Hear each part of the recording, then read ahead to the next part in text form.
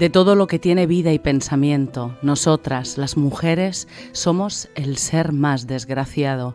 Empezamos por tener que comprar un esposo con dispendio de riquezas y tomar un amo de nuestro cuerpo. Y este es el peor de los males, y la prueba decisiva reside en tomar a uno malo o a uno bueno. A las mujeres no les da buena fama la separación del marido y tampoco les es posible repudiarlo. Y cuando una se encuentra en medio de costumbres y leyes nuevas, hay que ser adivina, aunque no lo haya aprendido en casa, para saber cuál es el mejor modo de comportarse con su compañero de lecho.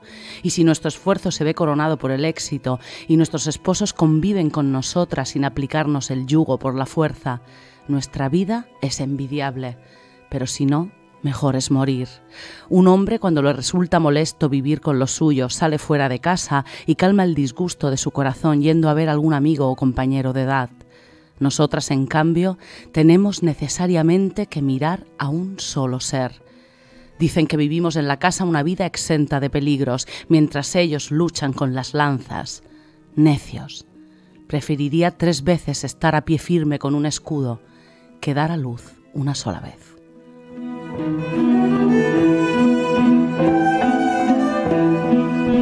I aquí estem, medio pan y un libro, Fuensanta López. ¿Qué tal? Buen día, buenos días. Venimos, lo que te comentaba antes de entrar en directo, pues con un tema serio. Venimos de la festa, del mercat de la plaça. Sí, con ese tono, exacto, jocoso, no? De humor, sarcàstico. Però vaig a llegar una mica millor. Perquè, per exemple, Fuensanta estava al casino i feia d'una cupletista, que totes les cupletistes al final són les protagonistes, són les heroïnes. Sí, I justament Eurípides, que és la persona que parlarem avui, és dels primers autors que agafaven a la dona i la convertien en heroïna, ¿no? Exacto, Eureka. Y está, y digamos que es como, ¿no?, el primer escritor o autor dramático feminista, podríamos decir, ¿no? Sí. Y es que es un gran innovador de la tragedia griega y le da un giro, ahora veremos en qué sentido, y uno de ellos es este, ¿no? El poder y la posición que le da a la mujer en su obra.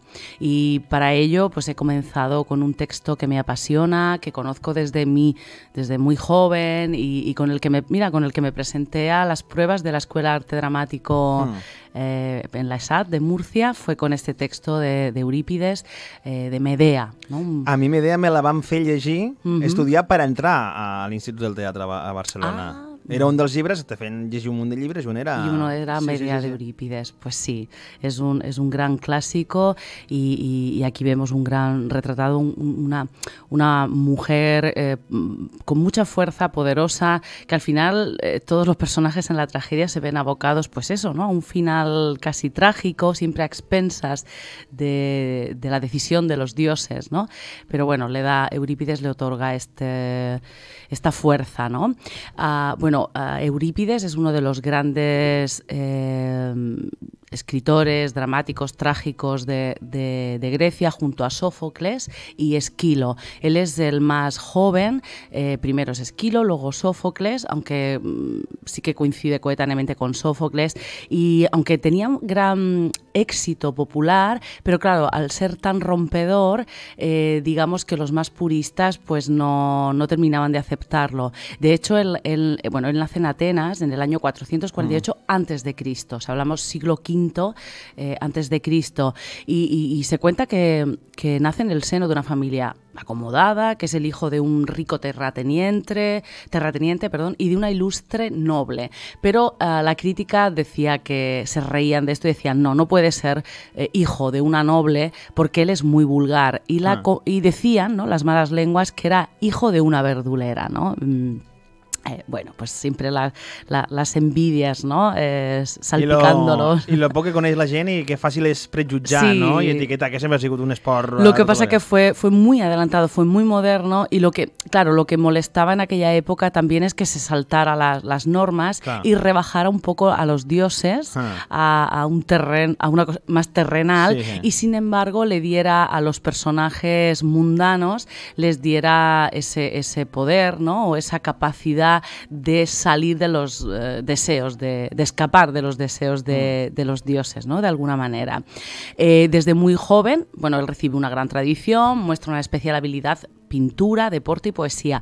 De hecho, él comienza como actor, pero se cuenta que no tiene como una gran voz, ¿no? En aquel momento, imagínate los teatros, ¿no? Yo ahora también traía a Eurípides porque acabo de hacer un viaje a Grecia, estaba en Atenas y he visitado la Acrópolis, que además se construyó en la época en la que él vivía, ¿no? El Erecteion, el templo de las Cariátides, el Partenón, y ahí está el Teatro de Dionisos, que es el primer teatro, ¿no? Y bueno, cabían 14.000, decía 14.000 personas. Entonces, claro, allí no había medios técnicos, era la acústica natural, realizaban los teatros, pues eso, utilizaban el eco natural de la montaña o de las laderas, pero decía eso, que no tenía una gran voz y bueno, al final terminó dedicándose a la escritura, ¿no? Pero bueno, seguramente sería un hombre de estos que hablamos de 360 grados, ¿no? Pues actor, director, dramaturgo... Un todo en uno, un todo en uno, sí. Bueno... fue un ávido lector y se cuenta que llegó a tener la biblioteca más grande de toda Grecia. Y a mí me sorprende, de las casi 90 obras que escribe, de los tres autores que he nombrado, Esquilo, Sófocles y Eurípides, él es el que más obras escribe o por lo menos del que más se conservan, ¿no? Uh-huh. Y a mí me sorprende. O sea, hablamos de 5, 6, 7 siglos atrás y se conservan las obras, ¿no? Cuando los medios eran pues los escribas, ¿no? Se copiaba a mano. Uh-huh. Y que se conserven, si no me equivoco, se conservan 18 tragedias y un solo drama satírico. Estos autores se hacen famosos porque están las dionisíacas, que son como unos festivales teatrales donde los dramaturgos presentan sus obras. Uh-huh. Y tenían que presentar en cada edición 3 tragedias y un drama satírico. Entonces se conservan 18 uh-huh. y solo un drama satírico. Clar, estem parlant de que es presenta i era aquella còpia la única que quedava, perquè no havia ni fotocòpies ni res del moment. O sigui, se conservan, que luego hablaré, otros fragmentos de algunas otras obras, pero completas. 18 y un drama satírico. A mí me parece increíble que después de tantas destrucciones, de tantas guerras, de tanta expoliación, todavía se conserven. Es mágico. Y bueno, voy a contar un poquito sobre la tragedia. La verdad que es una maravilla, ¿no? Ponerte en el teatro de Dionisos y ver esa magnitud, la importancia que tenía el teatro en aquella época, que al final lo que trataban es de explicar, ¿no? a la gente pues analfabeta, al pueblo, la vida, ¿no? Un poco. Y la vida iba en torno a la mitología y en torno a la religión y en torno a los dioses. Y había afluencia de miles y miles de personas. Y yo tengo la sensación a veces que y sobre todo estando allí, de que hemos ido como hacia atrás, ¿no? Porque allí se respira, es la cuna de la democracia, es la cuna del teatro y ho han sabut conservar, també. Y ahora, sí, pero como ahora pienso cómo le cuesta a la gente, ¿no? Ir al teatro y antes formaba parte de su vida cotidiana, ¿no? Y bueno, resaltar desde aquí o destacar la importancia del teatro, ¿no? Y voy a contar un poquito sobre la tragedia y es lo que te comento, que el contenido solía ser religioso. Aprovechaban los relatos y las leyendas de la cultura que rendían culto a los dioses y deidades, y los personajes eran, pues por ejemplo, Edipo, Aquiles o Perseo, ¿no? Pertenecían a ese imaginario popular de la época y los distintos relatos religiosos con que la tradición rendía culto a los dioses. La mitología ateniense, que está presente en estas obras, fue de las más vastas y ricas de la humanidad. Sus dioses, semidioses, deidades y monstruos acompañaron a Atenas a lo largo de los siglos y motivaron pinturas, esculturas, relatos y numerosas obras artísticas, ¿no? Como las que estamos hablando, ¿no? Destacando de Eurípides Eurípides en este caso. Uno de los conceptos que a mí me llama mucho la atención, sobre todo cuando estudiaba, ¿no? Aristóteles, un poco más tarde, recoge en su poética un concepto que es la catarsis. Y a mí me parece súper interesante hoy en día, ¿no? Y es que es como a través de esa mímesis, ¿no? del espectador con el actor, pues se produce como un sufrimiento o un padecimiento, ¿no? por mímesis, precisamente por observación, y entonces se produce esta catarsis que es como una limpieza, como un entendimiento, ¿no? Como una regresión, ¿no? No sé cómo... Si lo llegas a entender tú este concepto, sí, pues, sí. o nos puedes apuntar... Malament jo avui per explicar coses. Bueno, una especie como de sanación, ¿vale? De sanación, exacto. Es que no me salía la palabra. O sea, está mímesis, anagnórisis, que es el reconocimiento. Yo lo veo, me reconozco en lo que estoy viendo y entonces lo aplico a mí y se produce esa sanación, ¿vale? Pues bueno, destacar desde aquí esa poética de Aristóteles que recoge los conceptos, ¿no? de la tragedia griega. Al final no deixa de ser com una empatia, empatitzar i després sí, claro. saber per què. Y entonces se produce como un entendimiento porque lo ves en ti mismo, ¿no? O lo reconoces en ti mismo. La tragedia griega se representaba como hemos dicho, en las fiestas religiosas, las dionisíacas, que era en torno al dios Dionisos, que es el dios del vino, ¿no? Que se representa con la viña, ¿no? Y hay algo importante que bueno, aprendí o volví a retomar en Atenas, que es bueno, Atenas recibe el nombre de la diosa Atenea y hay una pugna entre Dionisos y Atenea, se cuenta, ¿no? En la mitología.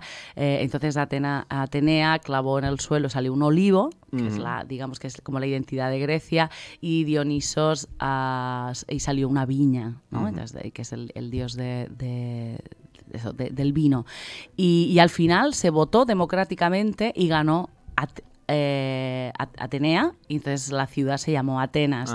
Y lo digo porque, bueno, por esa importancia que ya le daban a la mujer, o esa democracia donde todos eran iguales, entre comillas, ¿no? Porque aquí Eurípides tiene mucho que decir y lucha precisamente por esa desigualdad que había también entonces. Entre poderosos y pobres y dones y hombres. Sí, entre clases sociales, sí, exacto. Bueno, el tema central de la tragedia griega, como hemos dicho, pues está en torno a estos dioses, pero es la fatalidad del destino, ¿no? Es como se anuncia un mensaje que los personajes van a ser llevados a una fatalidad, ¿no? Y entonces son personajes que suelen tener un reconocimiento social, que se erigen como modelos, héroes, nobles y semidioses. Y sin embargo Eurípides lo que hace es coger personajes más cotidianos, con sus miserias humanas, y esto molesta, es lo que te digo, molesta un poco pues bueno, a los críticos, ¿no? de la época. Había un máximo de 3 actores dialogantes en simultáneo. Estos actores podían interpretar múltiples personajes y luego había una cosa muy importante que es el coro. ¿No? El coro que estaba constituido entre el narrador, de 12 manera. Y 15 y eran cantados. Ja, qué bonito. Però era la narració, era la... Sí, eran los que... La voz en off. Sí. Bueno... Pero estaban bien presentes, además bien situados, tenían un sitio específico en la escena y bueno, era interesante, ¿no? Ver cómo este coro cantado, que a mí me encanta, por eso yo en mis producciones o en mis obras intento siempre meter partes cantadas que hagan avanzar o cuenten algo de la acción. Y luego otra cosa característica es que todos los actores eran varones y que llevaban máscaras, ¿no? Que es muy importante. En el teatro de la Acrópolis se conserva, o sea, en el museo, perdón, el teatro no, en el museo de la Acrópolis se conserva, claro, lo que han hecho ha sido sacar mucha piezas originales de la Acrópolis, llevarlas al museo, y allí se conserva un apartado del teatro y vemos una máscara preciosa de Dionisos y vemos un trozo grande con 6 máscaras que representan estas máscaras que llevaban los actores, ¿no?